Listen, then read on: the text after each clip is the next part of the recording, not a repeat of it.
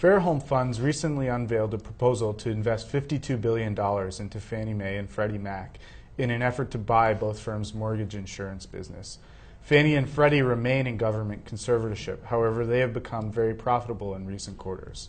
According to Fairholme, its deal requires no government support and will allow for a liquidation of Fannie and Freddie, ending their special status with the federal government without disrupting the mortgage market. Joining us is Timothy Howard, a former CFO of Fannie Mae. He's also written a book called The Mortgage Wars, which details his perception of what led to the collapse of Fannie and Freddie. Tim, what do you think about Fairholme's proposal? I think it's an important addition to the dialogue about what to do to reform the mortgage finance system going forward. I mean, I think the Fairholme proposal as made is unlikely to be adopted the way it was made, but it will add to the mix of discussion in a way that I think is positive. And I think the Fairholme proposal also really seeks to clarify our thinking about Fannie and Freddie, which remain in government conservatorship. What do you think is the ultimate goal of a workable solution for Fannie and Freddie?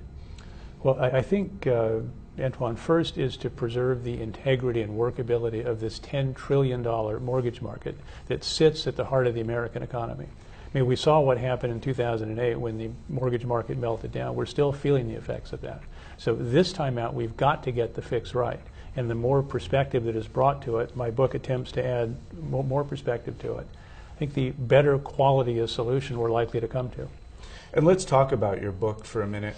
What were some of the big points you really wanted to hammer home in your book?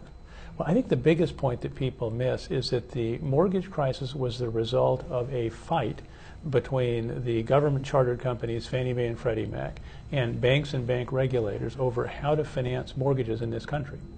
I mean, the Fannie Mae and Freddie Mac model, which had government-sponsored guarantors and purchasers, was not supported by the Fed and the Treasury because they didn't believe the government should have sponsorship. And their approach was a private market-based solution with very little government regulation. And that did not work well. As soon as you took the controls off mortgage underwriting, which the private label securities market did, you had loans made that borrowers never could repay. Credit quality went down.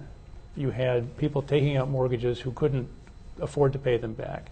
That caused the bubble that blew up. So we need to learn a lesson from that and see what didn't work and what did work and incorporate that into our solution in the future. Tim, thanks so much. I'm Antoine Guerra, banking reporter with The Street.